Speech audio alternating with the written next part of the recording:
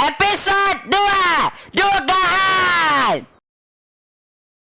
Nak dengar lagi tak? Orang cakap tanya-tanya lah. Dibelah botak. Ada Pringles dekat dalam ni tak? Tak ada pun. Aku tahu kat mana. Ipin, jom. Nasi lemak untuk sarapan. Tak ada pun. Weh Karos, tak ada sarapan ke? Aduh, botak ni. Hari ni kan puasa. Mana ada sarapan? Habis tu, tak boleh makan ke? Iyalah, kena tunggu waktu berbuka. Tak apalah Ipin, jom kita main dululah. Wah, botak, jangan main dekat tempat panas tau. Taulah kak, ingat kita orang ni budak kecil ke? Apa? Oh, panasnya! Cepat lari, go.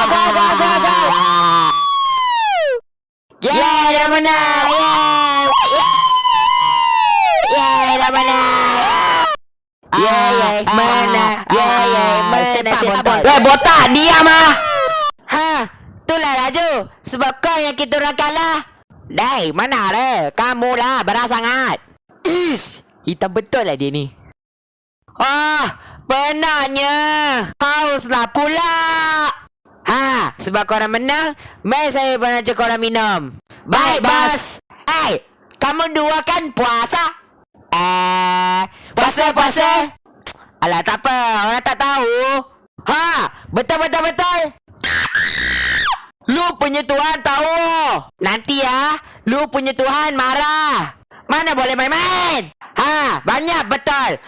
Betul. Alah, sikit lagi dia orang nak batal puasa.